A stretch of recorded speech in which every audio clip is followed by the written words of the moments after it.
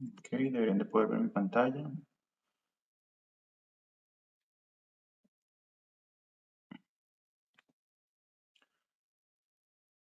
¿Pueden ver la pantalla? Sí, en blanco, ¿verdad? Sí, Ujú, perfecto. perfecto.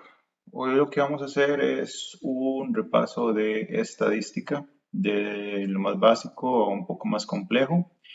Eh, y esto es para que todos estemos alineados con lo que se está viendo, porque las bases de estadística es como lo más lo primordial en este caso de este tipo de cursos, digamos.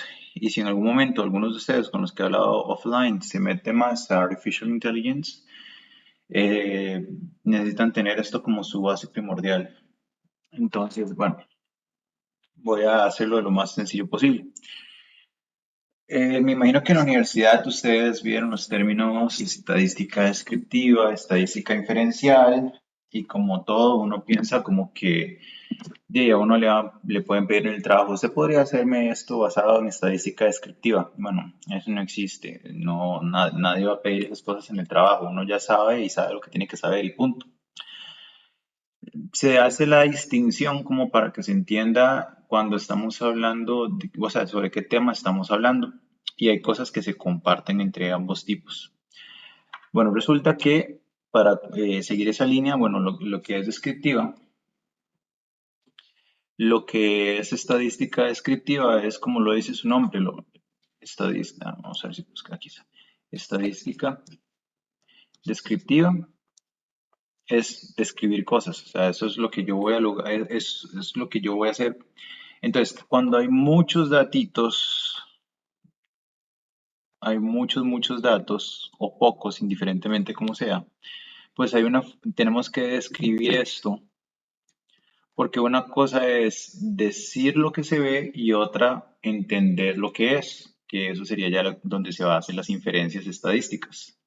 Es como cuando nosotros conocemos a una persona y creemos o vemos a esta persona de arriba para abajo, entonces determinamos ciertas cosas y describimos a la persona.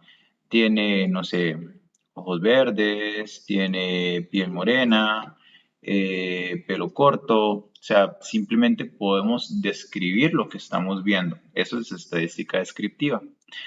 Pero cuando empezamos a conocer un poco más sobre sus ideales de vida, lo que le corresponde, lo que quiere, lo que piensa. Entonces de ahí es donde vamos a empezar a hacer algunas inferencias en relación con quién es la persona en sí. Eso es estadística inferencial, en donde vamos a describir cosas. En la descriptiva lo que más va a importar per se es lo que se llaman los gráficos.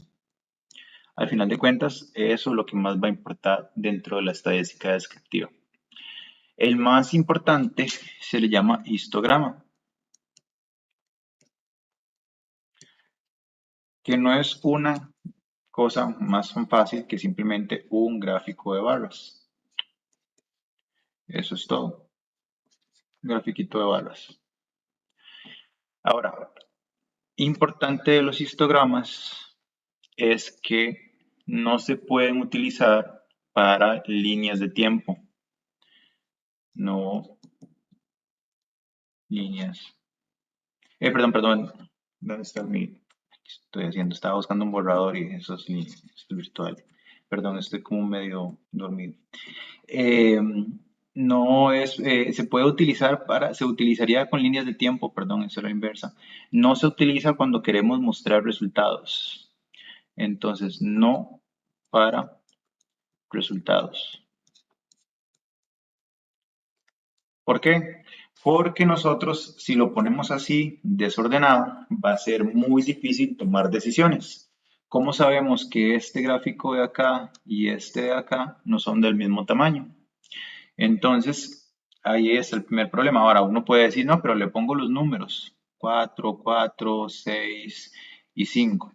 Ok, perfecto, pero si hay muchos de estos, ¿cómo voy a saber yo exactamente cuál de todos es el que, perdón, cómo voy a saber yo cuál de todos es el que tengo que revisar? Para eso, entonces, se utiliza una modificación del histograma que se llama Pareto, que es acomodar los gráficos de mayor a menor. Se le pone una línea hacia acá y esta lineecita lo que quiere decir es que va acumulando porcentaje. Entonces, por ejemplo, esta barrita de acá vale a este puntito de aquí, no sé, un 50%. Y esta barrita de acá a este puntito de acá ya le suma otro pedacito, entonces ya va, digamos, con un 60%. Esta otra barrita le guardo otro espacio, entonces, bueno, vamos a poner este un poquito más alto para que me dé, digamos que este me da un 80%. Esta barrita va acá y representa este pedacito de acá, y es entonces ya va por un 90 y el otro ya va por un 100. Al final de cuentas, lo que está haciendo esta lineecita de acá, que estaba marcando, lo único que nos está diciendo es, bueno, del total, supongamos que estos sean, bueno, 100 datos para que sea más fácil, aquí hay 50 datos, aquí hay 30 datos, aquí hay 10 datos y aquí hay 10 datos. Entonces me da 100 datos. Porcentaje sería el 50%, el 30%, 10% y 10%, pero como es acumulativa y la lineecita va hacia arriba, se le va sumando. Del 50% se le suma el 30% que tiene ahí, se le suma el otro 10% y se le suma el otro 10% hasta que dé el 100%. Así es como funciona un Pareto. Y así sí se pueden mostrar resultados y se pueden mostrar cosas que se quieran trabajar, porque se va a trabajar desde lo más grande hasta lo más pequeño. Los Paretos no se acomodan al sentido contrario, eso es un error y visualmente se ve feo. Pero a nivel de lectura de datos no se puede ver de esa forma. Si en algún momento se meten en ciencia de datos o bueno, ingeniería de datos es las personas que construyen los sistemas para poder sacar los datos. Esos son ingenieros de datos. La ciencia de datos son aquellos que utilizan estos datos para poder revelar, entender y dar cosas sobre lo que está sucediendo. Si ustedes en algún momento se meten en esas áreas o machine learning, por ejemplo, los histogramas para que los puedan hacer bien, porque al final de cuentas Machine Learning es hacer proyecciones, pero también representarlas de una manera gráfica para que sea entendible. Recuerden esta regla de oro. Siempre van a ir de mayor a menor, nunca al revés. Lo otro es, solamente se puede hacer para resultados. Las ventas de sandías de la semana pasada. Entonces, aquí puede ser que esté desordenado, que digamos sea lunes, martes, miércoles, jueves y viernes.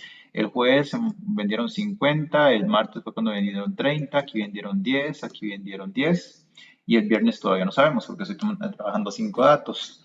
Entonces, yo estoy probando resultados, estoy enseñando cómo nos fue. Entonces, en ese caso, tiene lógica primero enseñar que nos fue mejor el día jueves, luego el día martes, luego el día miércoles y lunes estuvo similar. Cuando se hacen líneas temporales o líneas de resultados, pero basados en algo en tiempos, sí se puede utilizar los gráficos desordenados. Porque en ese caso, lunes nunca sería después de miércoles, pero es que uno es solamente resultados per se y el otro está explicándolo desde una forma de temporalidad, de cómo hemos avanzado y cómo se va viendo. Sin embargo, por lo general, cuando se hace eso, para evitar estas confusiones entre cuando se da el resultado, si queremos mostrar algo, y cuando son líneas de tiempo, no se usa este, sino que se utilizan gráficos de líneas para poder explicar cómo ha estado trabajando el concepto de ventas y demás. Así es, cómo funcionaría. Entonces es más común ver este con las líneas de tiempo. Los gráficos, otros gráficos que también son, y todo gráfico de barras es un histograma. Si el gráfico viene acostadito, por lo general, este gráfico única y exclusivamente se va a utilizar hoy en día. Se puede utilizar de muchas otras formas y la gente lo puede usar como quiera, pero hoy en día se ve que estos solamente se utilizan para un Gantt, porque presentar un proyecto de resultados con este gráfico es extremadamente confuso. O sea, la gente no va a entender qué es lo que yo estoy tratando de decir, porque no se puede entender tan fácil. O sea, ver un gráfico de mayor a menor acostado, sea que esté acomodado o no, acostado, es muy raro de entenderlo, y más si hay demasiados puntos. Es más sencillo leerlo de izquierda a derecha. Eso es como lo que sería la lectura, digamos. La lectura se realiza de izquierda a derecha, entonces es más fácil también leer eso. Hay mucha gente que dice que, digamos, en idiomas asiáticos, como el japonés, se lee al revés, pero eso no es cierto. O sea, se lee de izquierda a derecha, pero los libros tienen la página uno aquí y la página 2 acá. Sin embargo, si se lee hacia allá. O sea, ustedes no van a encontrar kanjis o no van a encontrar, y lo digo porque hablo japonés, entonces sé que a veces la gente piensa que sea al revés y no es así. Lo mismo pasa con esto, siempre vamos a ir de izquierda a derecha. Y así es como tienen que buscar los gráficos. ¿Por qué la idea de entender cómo se ponen los gráficos más fáciles? Porque es reducir la cantidad de energía que la persona a quien le estamos vendiendo el proyecto o le estamos dando el resultado tenga que gastar entendiendo la información, y sea más rápido simplemente el entendimiento para poder aceptar o denegar un proyecto. Entonces, eso sería la forma o para qué sirven los histogramas o cómo se ve un histograma. Los paretos es como lo más importante de todos los histogramas porque es el que nos da de mayor a menor, y de ahí podemos, según los videos, como lo hemos visto anteriormente, podemos enfocarnos en el problema mayor que existe. Entonces, por ahí está la parte de los histogramas. Hay otros gráficos que no son histogramas que tienen diferentes nombres. Digamos, está el gráfico de dispersión. Imaginemos, bueno, se me salió muy feo. El gráfico de dispersión es simplemente para ver cómo se dispersan los datos. Por ejemplo, si tenemos varias bolitas así en la dispersión que nos están dando los datos, cuando va hacia arriba es positivo. Eso quiere decir que el gráfico nos está mostrando que este es positivo y este es positivo. Entonces, que cuando uno aumenta, el otro también aumenta. Por ejemplo, entre más helado como, más grasa obtengo. ¿Ok? Ahora, estos dos son al revés, perdón, ya les explico. No puedo poner esos datos de esa forma y ya les voy a decir por qué. Porque también es importante que sepan cuál es el que pueden poner arriba, qué dato se pone aquí y qué dato se pone acá. Si no, no tiene mucho sentido hacer un gráfico de estos tipos. Mucha gente presenta gráficos y los presenta mal. Y sí, o sea, sí les da el gráfico, pero no tiene sentido por si llegan a extrapolarlo a otro tipo de fórmulas.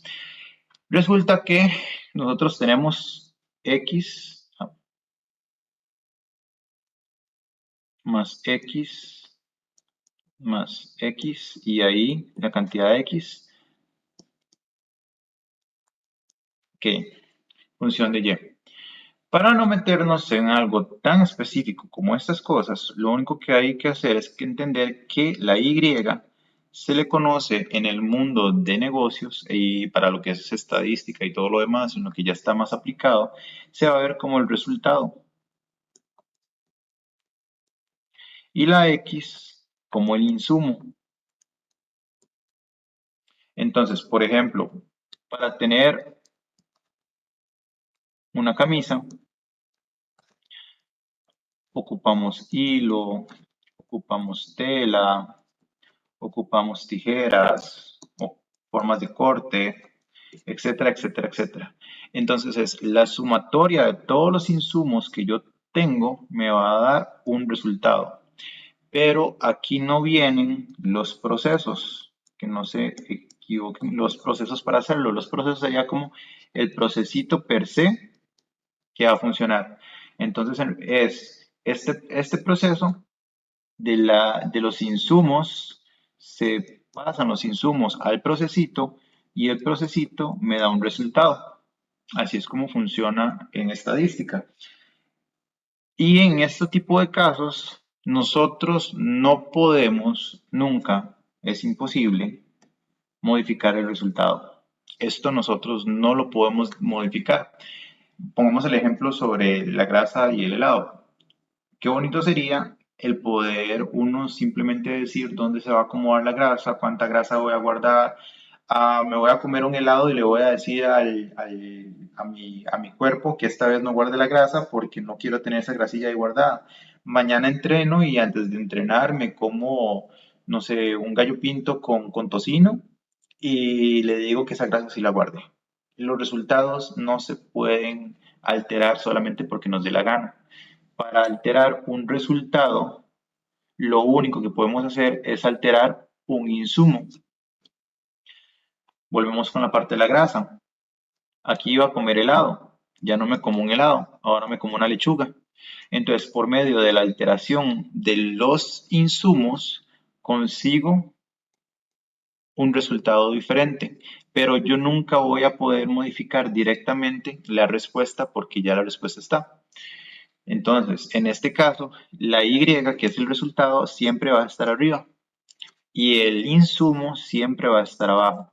Entonces, en el caso que yo di anteriormente, estaba aquí, bueno, lo escribí mal, por eso lo corrigí inmediatamente, porque la grasa siempre estaría aquí arriba. Yo no puedo modificar y decir cuánta grasa quiero o puedo tener. Y como el helado porque el helado me lo como sí o no. Entonces es un insumo. Cuando yo tengo injerencia sobre el insumo, es cuando voy a poder modificar, bueno, cuando sé que es un insumo, una X, y cuando voy a poder modificar una Y. Otro ejemplo sería la gasolina del carro y la velocidad. Si yo corro muy rápido, se quema más gasolina, pero yo no le puedo decir al carro que no gaste tanta gasolina o yo no le puedo decir a la gasolina que no se gaste tan rápido. Entonces, aquí puede ir la gasolina y aquí puede ir la velocidad. A mayor velocidad se gasta más gasolina, entonces yo puedo regular la velocidad para saber qué es lo que quiero hacer. Cuando hay una relación hacia arriba, como en este caso que tengo, eso quiere decir que los dos aumentan. Aumenta el consumo de gasolina a como aumenta la velocidad que tengo. A más gasolina que se gasta, más velocidad estoy poniendo.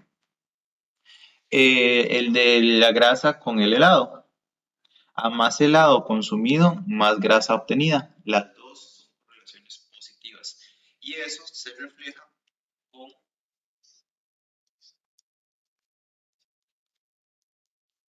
más. El segundo que puede existir, André, no se escucha nada. ya escuchan, No sé si te la soy yo pronto. Sí, correcto, se escucha como muy lejos.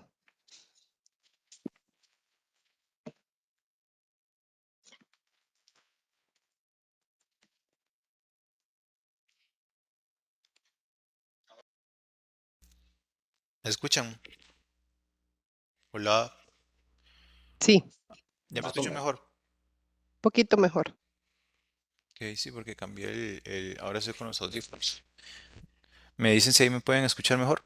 Ahí sí, ahí, donde estás ahorita. Ok, les comentaba que, bueno, se le conoce como la más uno. Cuando va hacia abajo, este es conocido como el menos uno. Eso es cuando no hay una relación directa de que uno aumenta y el otro también, sino que uno aumenta y el otro disminuye. Es cuando estamos viendo eso. Entonces, yo podría decir, a ver, un ejemplo, a mayor cantidad de, para pensar cómo lo podríamos hacer. Eh, Entre más duermo, menos fuerza tengo. Yo puedo decidir cuánto duermo. Yo puedo decidir cuántas horas estoy durmiendo. Pero entre más duerma y menos esté mi cuerpo activo, entonces más pierdo fuerza. Entonces es una correlación inversa, porque al final de cuentas uno está aumentando la cantidad de horas de sueño y el otro está disminuyendo la cantidad de fuerza que tengo.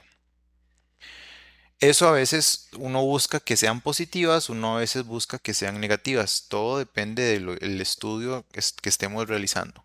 Hay otro tipo de gráfico que se le llama disperso, porque es cuando no tiene relación una cosa con la otra.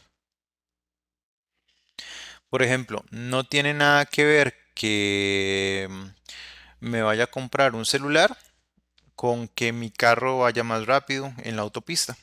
No tiene nada que ver con que tengo hambre, con que la presa se va a eliminar para llegar más rápido a mi casa. No tienen ninguna correlación.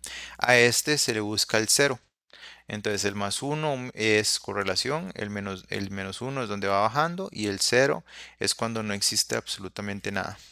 A este se le llama scatter plot. Scatter, es una R, plot. Este mismo gráfico y esta misma idealización se van a utilizar para las regresiones lineales simples, que se utilizan para poder hacer proyecciones sobre lo que puede suceder a futuro. Se pone, por ejemplo, al avance del día, de los días, día uno, día 2, día 3, día 4, se pone, por ejemplo, el aumento del dólar, por así decirlo. Entonces se sabe con una regresión cuándo va a aumentar y cuándo va a disminuir el dólar.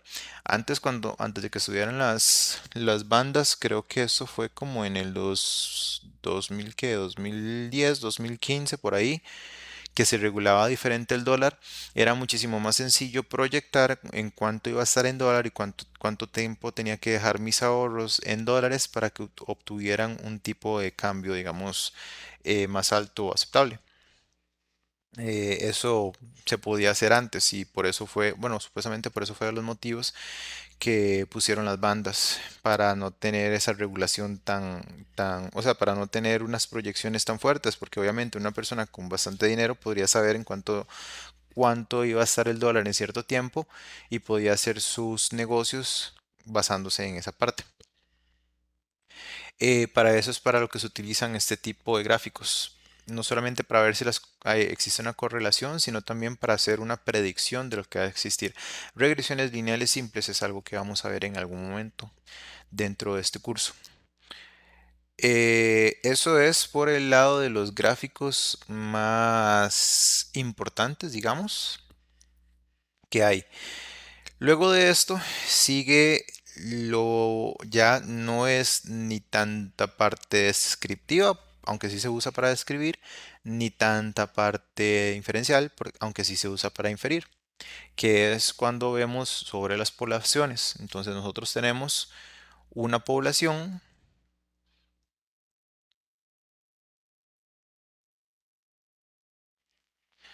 La población yo lo puedo tomar como en la palabra todo de lo que estamos hablando en ese preciso momento.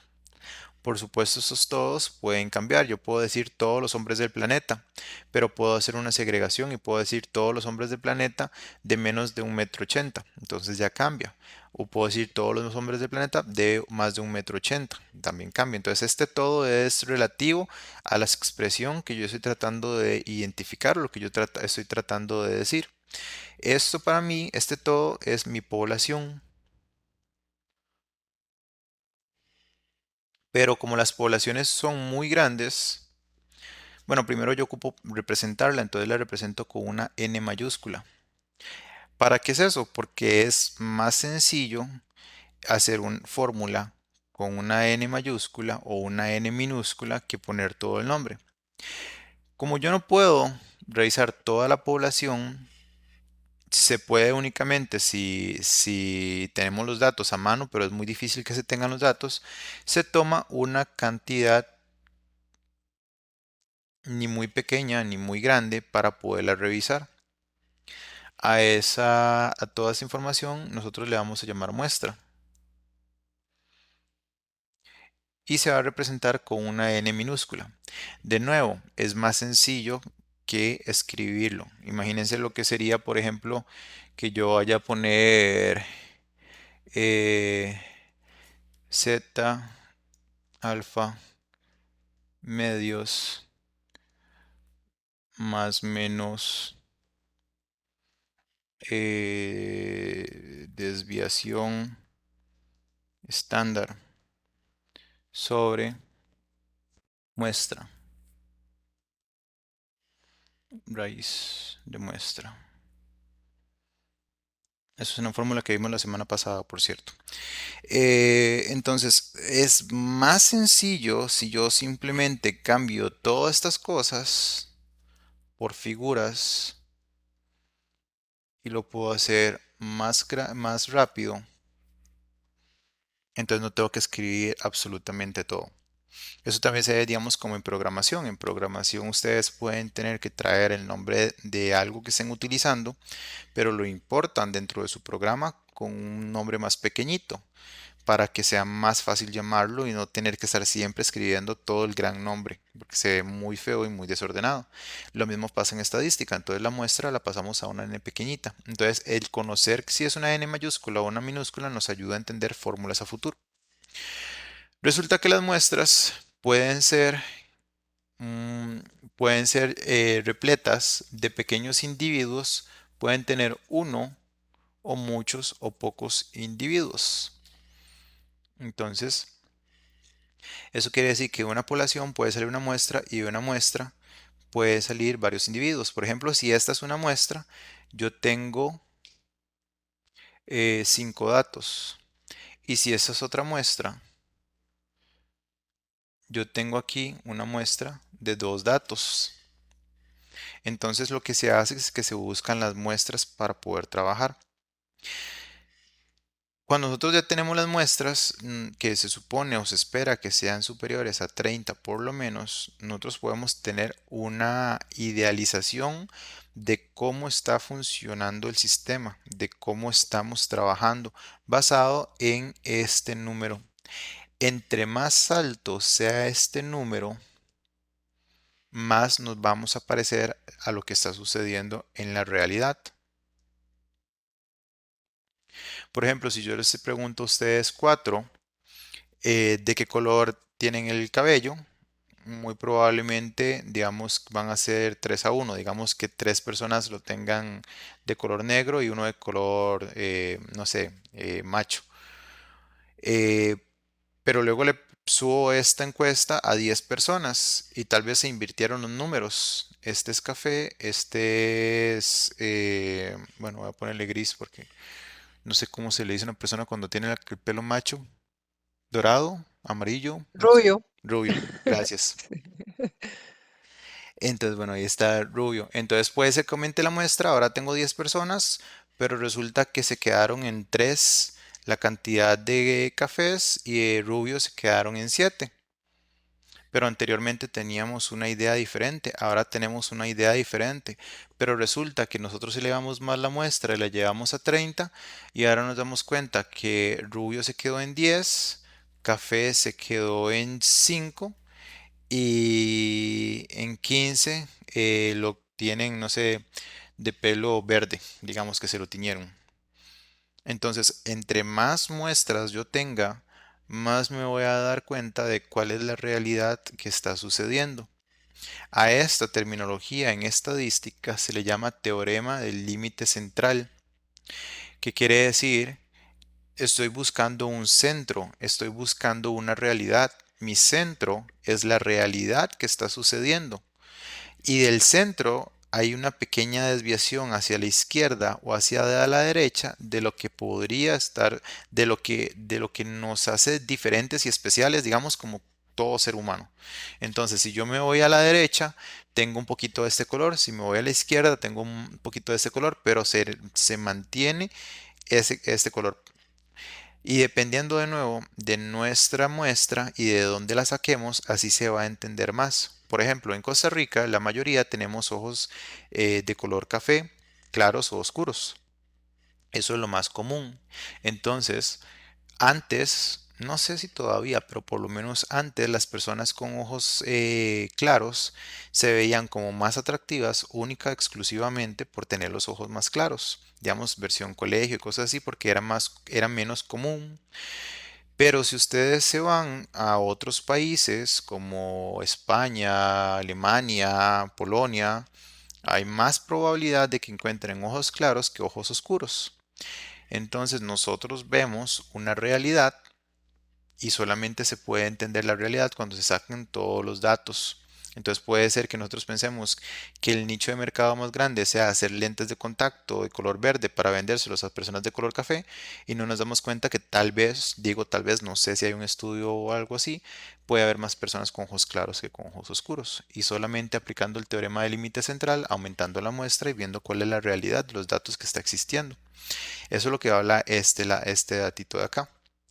Ahora, estas muestras de aquí que yo tengo que tener, las puedo utilizar para poderlas encontrar correctamente. De la forma más idónea es hacer una recolección de datos aleatorio. Es decir, agarrar los datos. Ahí puede ser que aunque sean una muestra tenga varios datos, esos datos agarrarlos aleatorios. Por darles un ejemplo, en una empresa que yo estaba, me pidieron que hiciera una revisión de tiempos y movimientos. Entonces, para los tiempos y movimientos, dije, jamás voy a saber cuál es la población completa porque son casos infinitos y tengo que utilizar una muestra. Entonces, yo utilizo una muestra aleatoria y me daba un número, pues grande, pero normal. Era un dato normal. Cuando yo lo presenté, me dijeron que no les gustaba, que estaba muy alto. Y yo dije, pero es un dato normal, tiene, creo que eran 60 muestras y 60 muestras de un individuo cada una y me está dando una normalidad. Ya les digo que es eso de dar una normalidad. Entonces lo que ellos me terminaron diciendo fue como, mae, no, la verdad es que no nos sirve así, nos sirve más que le hagas el tiempo sin movimientos con estas otras personas que ya son, que ya no son juniors y que ya son senior en el proceso, entonces ya se saben todo el proceso de todo el manejo, entonces ya sabemos cuánto dura realmente el proceso. Si bien es cierto, lo tuve que hacer de esa forma, sí tuve como una pequeña discusión con ellos porque yo les dije, suave, es que siempre va a haber gente nueva y siempre va a haber gente vieja. Ustedes no pueden pensar que solamente van a medir y van a catar y van a revisar cómo lo hace la gente vieja, porque hay gente vieja y gente nueva. Siempre van a haber esos dos puntos de vista. Es como siempre van a haber contratar gente, mujeres y siempre van a contratar a hombres. Siempre va a haber una equidad en eso. Entonces siempre va a haber, así como la gente vieja va a ir siguiendo para conseguir mejores trabajos, la gente nueva va a ingresar con las mismas dudas que se tenía anteriormente. Entonces, se tienen que tomar aleatoriamente. Pedírselo, sacar las muestras contra específicas personas, ya ahí estamos estratificando las muestras y estamos diciendo exactamente dónde está el estrato que quiero tomar, dónde están los datos que quiero tomar y de ahí agarrarlos. Pero eso no van a ser datos correctos. Quien les diga que solamente tengan que entrevistar, revisar personas que que tengan más conocimiento, que sean nuevas o team leads, es lo que están haciendo, es haciendo pensar que todas las personas son exactamente igual. Entonces, para que no caigan en esa parte de ahí. Un momentito.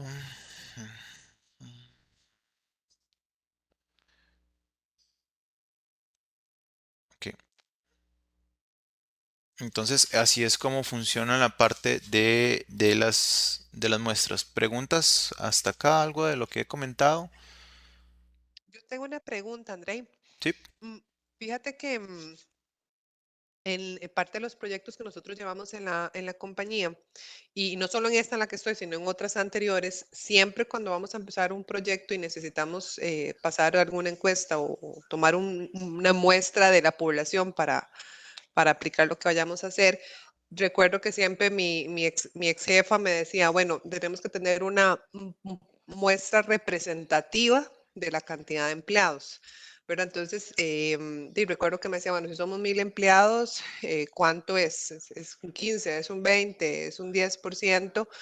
Y bueno, recuerdo que en aquel momento nos mandaban a buscar esas calculadoras estadísticas para que nos dijera cuál era la muestra representativa. Bueno, tuve muchos vaivienes, ¿verdad? Con cuál era el porcentaje correcto. Con esto que nos estás diciendo, digamos, es esto lo que nos están diciendo, lo que la práctica más utilizada, por decirlo de alguna forma, o si hay un porcentaje recomendado, digamos, ahorita que yo estoy llevando un proyecto de Américas completo y son 8000 empleados, y agarramos un 35% de la población, pero así, porque nos pareció que vamos a hablar un 35%, vamos a tirar un número alto porque sabemos que la gente no contesta a los surveys. ¿Te fuiste o fui yo? Entonces, Ah, ¿hay un porcentaje recomendado o cómo se trabaja en ese sentido? el mínimo deberían de ser 30. De ahí para arriba se pueden utilizar las calculadoras para poder ver cuántas la cantidad de personas que piden. Ahora, en realidad, cuando son tantas personas o tantos datos, para no estar recolectando tanto, pero se tiene la posibilidad de recolectar tanto, digamos, vos me estás diciendo que es un 35% de 8.000 personas. Estamos hablando que estarían revisando 2.800 personas. Si bien es cierto, la probabilidad de que alguien responda o la cantidad de personas responda, siempre refiéranse al Pareto para ese tipo de soluciones. El Pareto, perdón, voy a hacer una pausita aquí, era el grafito que vimos anteriormente. Les había comentado que aquí iba la distribución, que aquí iba cuánto era el porcentaje que iba aumentando. Hay una regla que se llama la regla de Pareto, que dice que el 20% de las causas dan el 80% de los problemas. Se los explico más fácil. Hay 20 personas, digamos, si tuviéramos 100 personas en Costa Rica, 20 personas serían dueños del 80% del país. Y el 80% y las 80 personas restantes serían dueños del 20% que sobra del país. O entre otras palabras, 20 personas, si Costa Rica vivieran solamente 20 personas, esas 20 personas tendrían Alajuela, Guanacaste, San José, Heredia y Punta Arenas. Ah, bueno, y Limón. Y el 80% de la gente restante, o sea, véanlo como una forma de vivir. Digamos, si tuviéramos 100 personas en Costa Rica, entonces el 20%, 20 de esas 20 personas tendrían el 80% del terreno nacional. Eso quiere decir que 20 personas vivirían en estos de acá. Y las 80 personas que terminan viven en Cartago, por así decirlo. Entonces se hace una aglomeración. En este momento se está viendo algo así, por ejemplo, en las ciudades, particular en San José. Se despobla de los lados costeros, se despobla de otros lugares y se pobla más un solo sector. Así es como funciona la regla del Pareto, el 80-20. Entonces, también lo pueden ver como el 20% de las personas, perdón, el 20% de algo causa el 80% de los problemas. Digamos que hubieron 5 chismes. Un solo chisme va a ocasionar el 80% de los problemas que se generan a través de todos los chismes que se hayan hecho, para que tengan una idea. Entonces, sobre eso se pueden referenciar a estos datos al 80-20, porque es algo que extrañamente nunca he leído algo, porque honestamente nunca me he puesto a investigar el por qué, pero la regla del 80-20 se cumple en casi absolutamente todo. De los 100 colaboradores que entran, solamente 20 terminan trabajando, de esos 100 solamente el 20% termina subiendo, o sea, se da como muy exacto. Entonces, tomando eso en cuenta, de estos 2.800 puedes llegar a pensar que solamente el 20% te va a responder. Entonces ya sabes que tenés 560 surveys aproximadamente que vas a obtener con la respuesta, que es bastante. Ahora, lo que ustedes pueden hacer es que por cada 30 que van obteniendo, van revisando los 30 para ver si existe alguna tendencia. Si a la tercera tendencia de datos se mantiene exactamente la misma información, es innecesario continuar porque ya tomaron muestras aleatorias de números tamaño grandes, digamos 30, y los subdividieron en otras muestras, o sea, lo compararon contra otras muestras y dio exactamente lo mismo, entonces no tiene sentido continuar porque van a seguir obteniendo lo mismo, porque al final van a haber obtenido 90 muestras y todas tiran la misma tendencia, indiferentemente que estén aleatorias a través del tiempo. Ok, súper, muchas gracias. Ok. Entendido. No sé si tienen alguna otra consulta. Sí, Mae, no sé si ibas para allá, pero lo de explicar esto, de que me está dando normal, algo, perdón, ¿Cómo fue que dijiste? La normalidad. Ajá, me está dando normalidad. Ok, les cuento. Resulta que hay unas formulitas que ustedes no se tienen que aprender, ni yo tampoco, pero sí tienen que aprender por lo menos que existe. Se le llama Anderson-Darling. Entonces, este es el único que nosotros vamos a utilizar. Es un método para saber si los datos son normales o no son normales. Ahora, ¿a qué le llamamos normalidad nosotros? Para poder entrar a este dato, y ya ahora que vimos las partes de población y demás, entonces ya podemos empezar a hablar de datos normales. Resulta que, y de hecho se los había comentado, pero se los vuelvo a comentar, este Mae Gauss en 1800 estaba demasiado loco y el Mae hace una tabla en donde divide aquí el 50% de datos y el 50% de datos. ¿Pero de qué? De este circulito donde está el 100% de datos. Pero resulta que aquí donde están esos, ¿qué datos están acá? El 100% de datos de lo que ustedes decidan que van a hablar. Como lo hablamos de la población puede cambiar. Yo dije, todos los hombres mayores a 1,80, todos los hombres menores a 1,80, o sea, mi todo cambió, este 100% también me va a cambiar. Yo puedo hablar de todos los celulares, todos, absolutamente todos, y preguntar de todos los celulares cuál es el rendimiento de batería, indiferentemente que esté hablando de iPhone, de Galaxy, cualquier celular que exista, cualquier marca, porque yo estoy hablando algo generalizado. O lo puedo hacer un poco más específico, el 100% de los datos de iPhone. O lo puedo hacer más específico, el 100% de celulares iPhone que son versión 13. Entonces este 100% simplemente es todo el tema del que yo estoy hablando. Y eso, entonces yo lo puedo medir. Y cuando yo lo mido, yo corto este pedacito. Pero ¿dónde lo corto? Bueno, entonces hay que ver dónde se puede cortar esto. Una de las formas de cortarlo es por medio de lo que habla el cliente.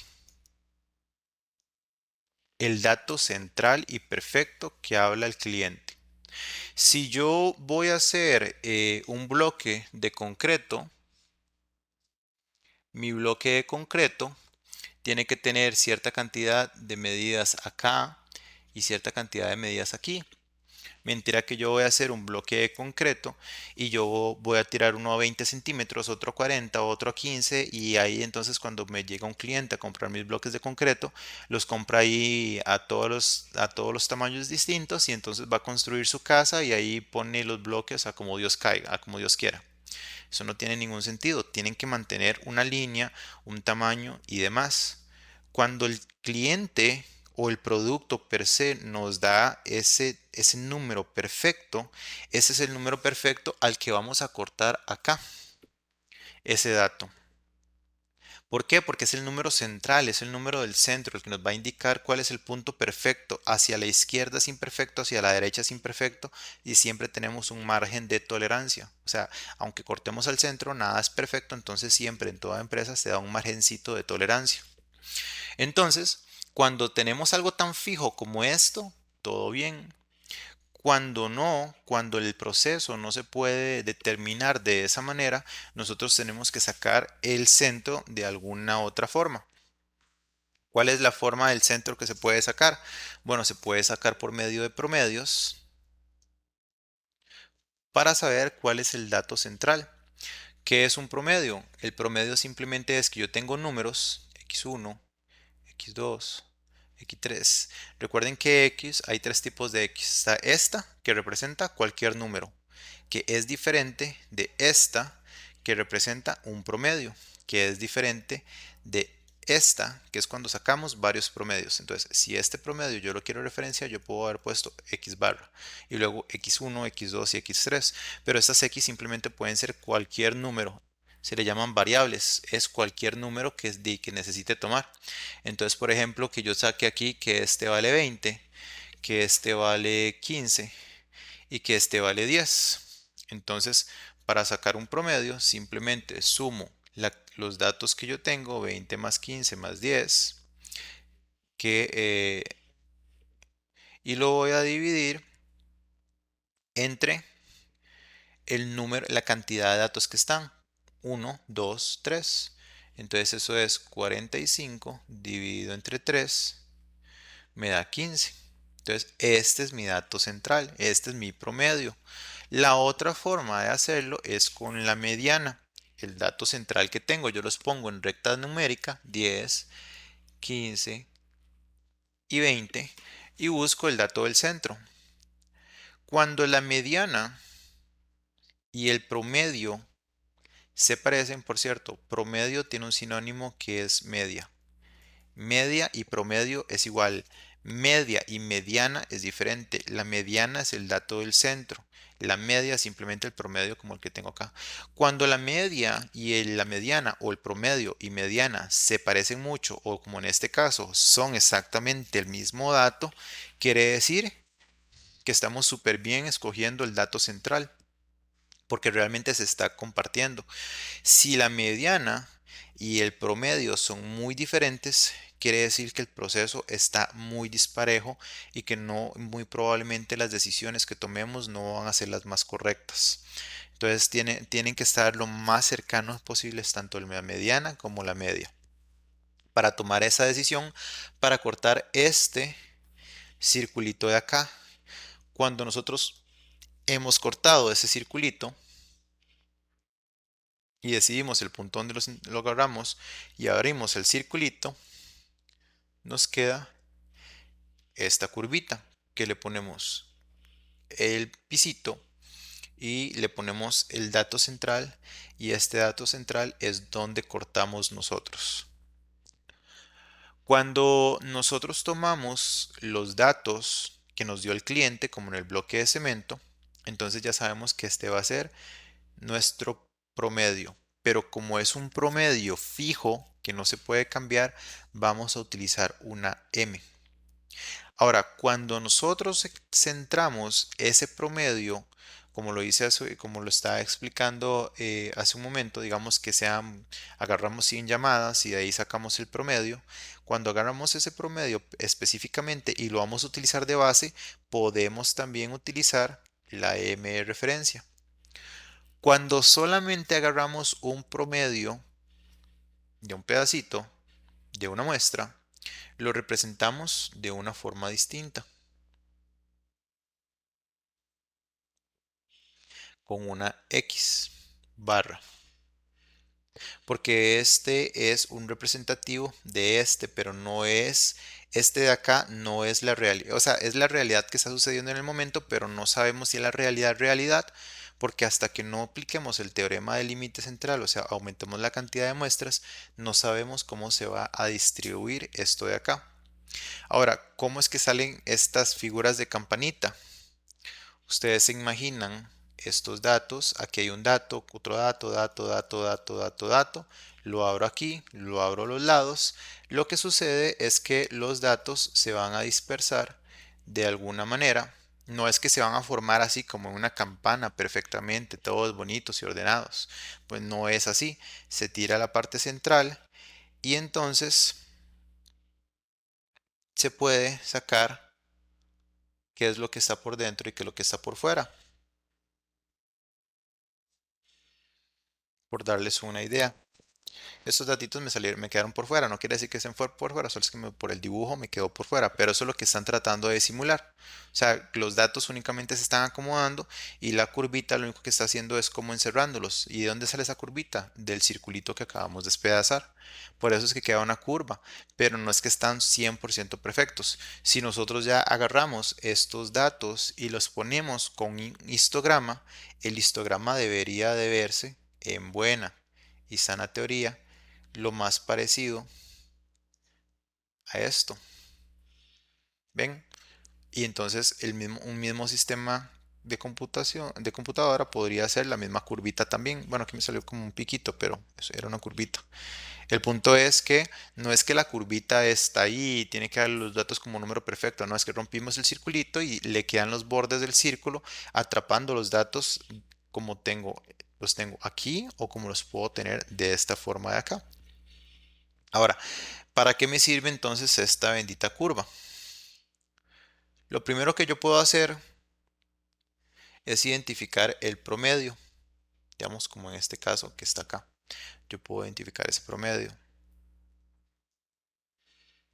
Yo puedo identificar cuáles son los cortes que pide el cliente. ¿Qué quiere decir con los cortes que pide el cliente? Vamos a cambiar esta un poquito más bonita.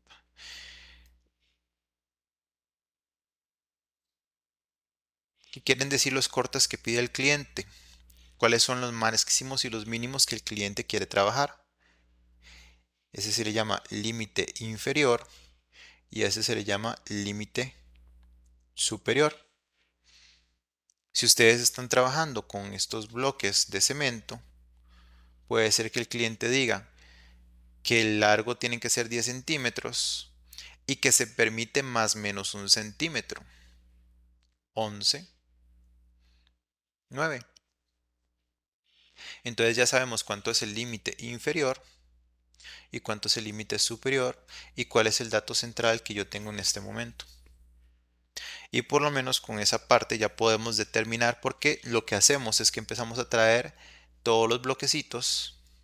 O sea, si nosotros lo hiciéramos a mano, sin estadística, o sea, sin tener datos, lo que hacemos es simplemente acomodar, revisar los bloques. Entonces, por ejemplo, este mide 11,5, este mide 8, este mide 10, este 11, este 9,5, este 9,8, este 9, este 9,1, este 8,9 y este 11,1. Entonces, si nosotros lo hiciéramos sin cálculos estadísticos y todo lo demás, lo tendríamos que hacer uno a uno. Por eso es que no se hace, porque tenemos, y son miles de datos con los que trabajamos.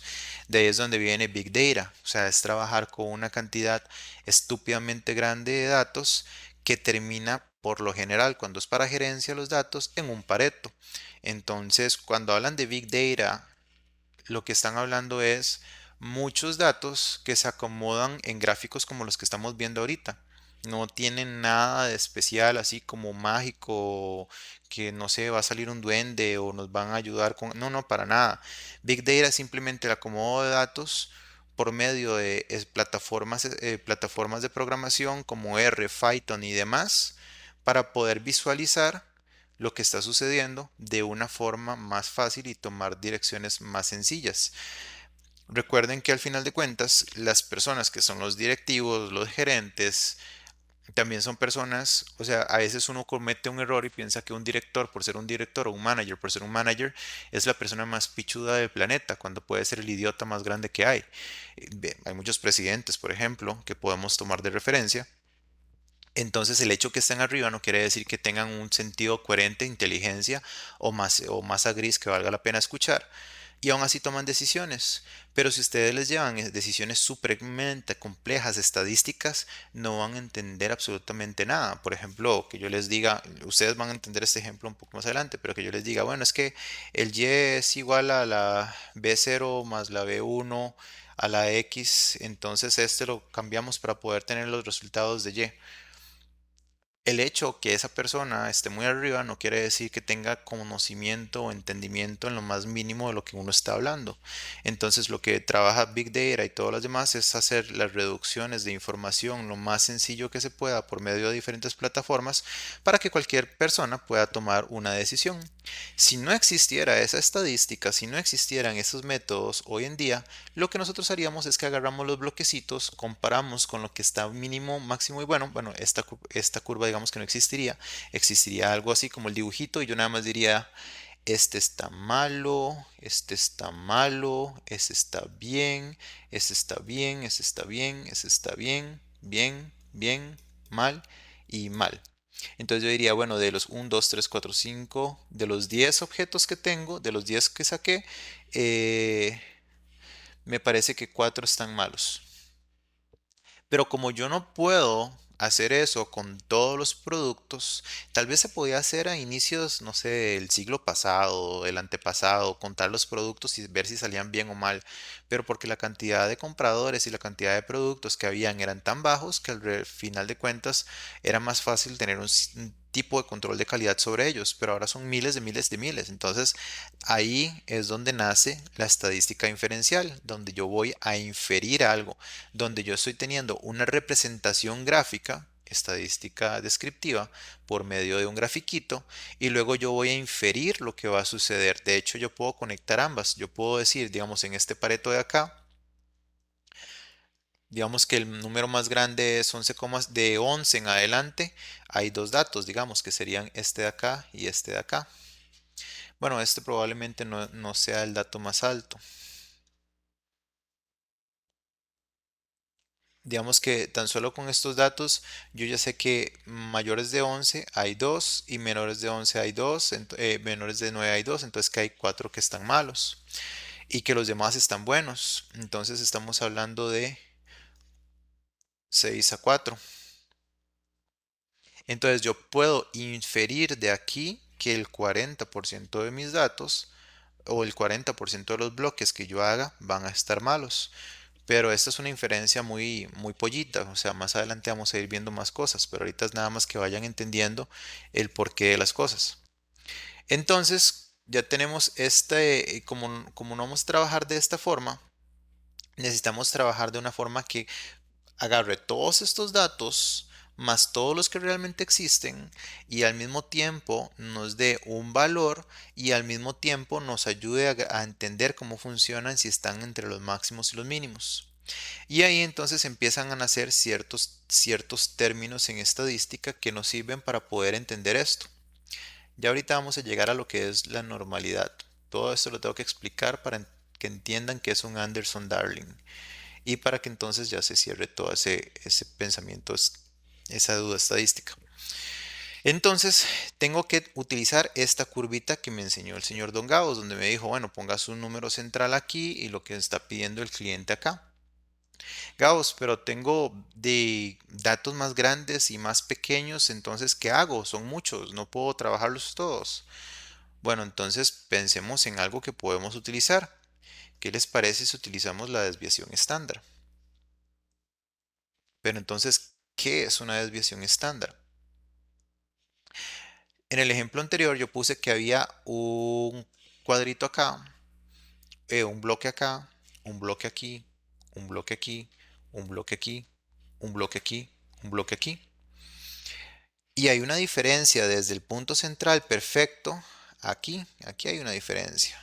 ¿De cuánto? No lo sabemos, de aquí hay una diferencia. Aquí hay una diferencia. Bueno, no lo sabemos porque no tengo números ahí, ¿verdad? Aquí hay una diferencia, aquí hay una diferencia, aquí hay una diferencia y aquí hay una diferencia. Y aquí hay una diferencia. De nuevo, años 1900, yo agarraba 20 pollitos, yo agarraba 20 bloques, yo agarraba 20 zapatos y yo podía saber si estaban bien o mal porque la cantidad que producía era muy baja, era muy poco. Pero hoy en día los volúmenes, entonces yo podía ir de uno en uno diciendo, ah, no, sí, estos tres zapatos están malos, estos cuatro salieron bien, podía revisarlos uno a uno, pero ya con los miles de datos que se hacen, no se puede. Entonces yo empiezo a pensar, ok, ¿qué hago? Tengo en mi promedio, mi dato central perfecto, entonces veo mi desviación estándar. ¿Cuánto en promedio se me aleja mi dato de la realidad?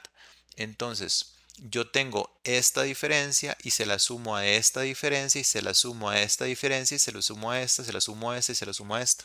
En este caso tengo 1, 2, 3, 4, 5, 6 diferencias. Yo sumo todas esas diferencias, yo las sumo, ese es el dato de la suma, y las divido entre la cantidad de datos que tuve. En este caso fueron 6. Eso quiere decir, eso termina siendo un promedio. ¿Un promedio de qué? Un promedio de las diferencias. Entonces, la desviación estándar es solamente el promedio de las diferencias. ¿Y de qué me sirve? Porque entonces yo ya sé en promedio cuánto se me está desviando las cosas. Por ejemplo, si mi desviación estándar me da 1,5, por darles un ejemplo, yo sé que en promedio los datos van a ser más grandes o más pequeños incluso que los límites, porque la desviación estándar se suma y se resta para entender hacia la izquierda o a la derecha. Si yo le pongo el promedio 1,5, aquí me va a dar 11,5, entonces yo sé que en promedio todos los datos están saliendo Y si yo lo resto, porque lo que tiene que pasar a un lado pasa al otro, me está dando 8,5. Entonces yo también sé que se está saliendo. Entonces es una desviación tan grande que está superando incluso los límites. Entonces estas desviaciones lo que nos hacen, los que nos ayudan a entender es si los datos están muy dispersos o no están tan dispersos con respecto al centro perfecto y los límites que está poniéndome el cliente. Porque digamos, si mi desviación es 1,5, pero el límite del cliente, por darles un ejemplo, no es un 11, sino, no sé, es un 21, de perfecto, o sea, 1,5 de desviación estándar está súper bien, porque para que llegue al 21 entra un montón de veces. Pero ese es en ese caso, si la desviación fuera súper pequeñita contra la diferencia que hay del dato central al dato mayor. Entonces, para eso es para lo que nos va a servir a nosotros una desviación estándar. Ok. Y ahora sí, ¿qué hago con todo eso? Bueno, nosotros por lo menos ya sabemos que tenemos el dato central, tenemos los máximos y los mínimos, tenemos el promedio, cualquiera de las dos figuras, depende de lo que estemos hablando, y tenemos la desviación estándar. Cuando es una desviación que viene de un dato más pequeño, se le pone una S. Cuando viene de datos grandes o de la muestra, perdón, o de la población per se le pone este símbolo. Si la muestra que yo tengo está por encima de 30, puedo utilizar este simbolito de acá, sin ningún problema. O puedo utilizar este de acá, pero no hay ningún problema porque los datos están por encima de 30. Ahora, ¿de qué me sirve todo esto? Corté en el número perfecto, entiendo qué quiere decir una desviación estándar, entiendo que es el promedio, es mi número central, entiendo que el cliente pone sus límites y entiendo que como lo partimos en dos el circulito, un circulito lo perfecto, aquí hay un 50% de datos y aquí hay un 50% de datos. Entonces, esto nos sirve para poder saber cómo funciona la distribución de cada uno de los datos y ahí es donde nacen estas tablas. Porque estas tablas, vean que empiezan en cero. ¿Por qué? Porque aquí estamos empezando en 0% y aquí estamos terminando en 100%.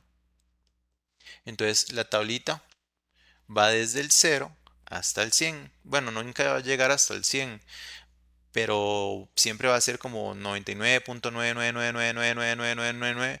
No llega hasta el 100 porque no se puede llegar, digamos. Pero ya eso es porque no se puede a nivel numérico. Entonces llegamos acá. En este sí lo tienen redondeado a 1. Pero si ustedes, que sería el 100, pero si ustedes se fijan en otras tablas ya más grandotas, van a darse cuenta que sigue y sigue y sigue y sigue y sigue y que no se va a cambiar. Bueno, entonces vean que esta tablita empieza en 0 y termina a la mitad, o sea, el 50. Entonces aquí hay un 50% de datos y aquí hay un 50% de datos. Entonces esto nos sirve porque con esta tablita y con las formulitas que vimos anteriormente en las semanas pasadas, nosotros podemos llegar a ver cuál es el porcentaje que aplica. Aquí va siendo acumulativo. Aquí empieza de 0 y empieza a acumular. Entonces ahí va sumando y sumando y sumando. Por ejemplo, este es un 47%. Bueno, ahí lo eliminé, ¿verdad? Este es un 47,21%. Este es un 46,41%. Este de acá es un 96,71%. Este es un 89,44%. Lo que está aquí son porcentajes y son acumulativos. Este llega hasta el 50 y este se llega hasta el 100. Este empieza en 50 y este empieza en 0. Entonces, para eso sirve la tabla. Para nosotros poder después sacar estos tipos de curvas y decir, bueno, llegué hasta aquí. Entonces, del 0 a este puntito, ¿qué porcentaje estoy utilizando? ¿Qué tiene que ver todo esto ahora con la parte de la normalidad y demás? Para yo poder tomar una decisión de este tipo, es decir, para saber si esta curvita es para saber si esta curvita sirve o no aplicarle mi formulita de o pensar en este grafiquito de acá. Yo necesito saber si la tabla si la información es normal. ¿Qué quiere decir normal? Que es similar a lo que sucede en la vida real. Cuando los datos no me dan normales, entonces yo la forma que tengo varias formas. Uno es elevar al cuadrado los datos que tengo para poder trabajarlos elevados y que me den una normalidad. Ese es uno, es el más complejo. Hay que hacer otras cosillas por ahí. A mí no me gusta. Es más fácil el segundo. Aumentamos la cantidad de muestras. Aplicamos el teorema del límite central, aumentamos la cantidad de muestras y adivinen qué, nos damos cuenta si los datos son normales. ¿Y cómo sabemos si los datos son normales? Bueno, existe una fórmula que se llama Anderson-Darling, que uno mete en Minitab o en otros sistemas estadísticos, entonces nos dice si los datos son normales o no. Cuando los datos que nos da la información son menores a 0,05, son normales. Si me da superior, entonces no son normales. Así es como se lee la información. Entonces así, cuando uno lo mete en un sistema estadístico, nos va a decir si un sistema es normal o si un sistema no es normal. Eso todo depende de los datos que tengamos. Solo para ver si les puedo enseñar un ejemplo. ¿Preguntas mientras busco algún ejemplo?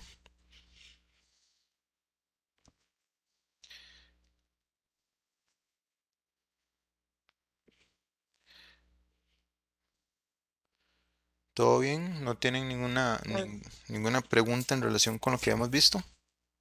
no, no de mi lado. Ok, perfecto. Entonces, vamos a ver si me puedo meter por acá.